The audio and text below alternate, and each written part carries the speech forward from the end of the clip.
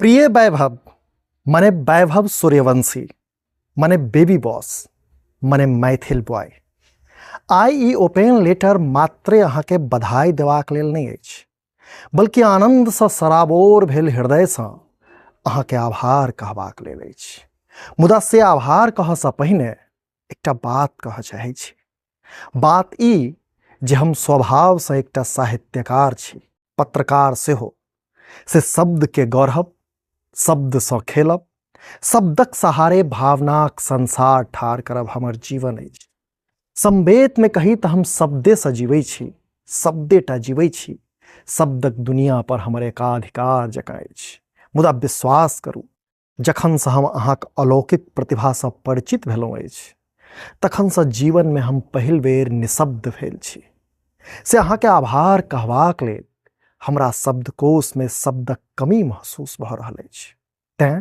तें हम अपन हिलाचारी के नुकेबाक लेल वा एना कही जे अपन शब्द सामर्थ्य के बढ़ेबाक लेल अहिक दुनियासँ मने अहिक खेलसँ मने अहिक क्रिकेटसँ किछु शब्द पैंच लऽ कऽ अहाँके आभार कहऽ चाहै छी।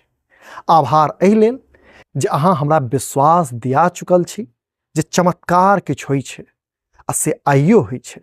कारण अहाँ IPL आ ताहिसँ पहिने अंडर-19 विश्व कप में जे बेर बेर केलहुँ से चमत्कारे तऽ छल।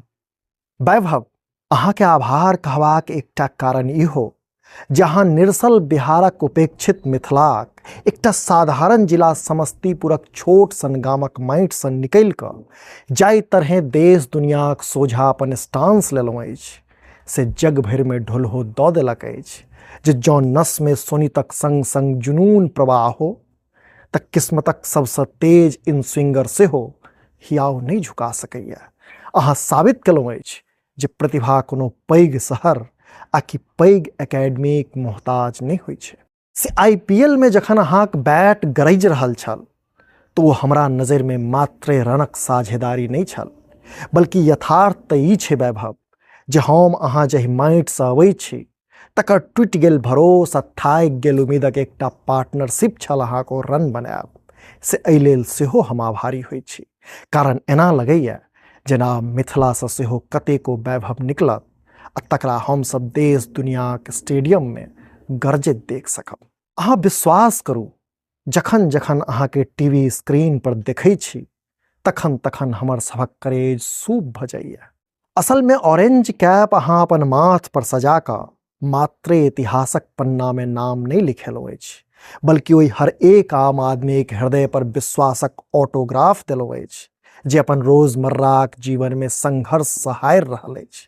अहाँ सबके सिखेलहुँ अछि जे जँ हालत डेथ ओवर सन मुश्किल, तनावपूर्ण आ दबाव से भरल हो तऽ निधोख अपन नैसर्गिक ताकत पर भरोस कऽ कऽ कोन तरहे छाती तानि कऽ ठाढ़ रहल जाइत छै।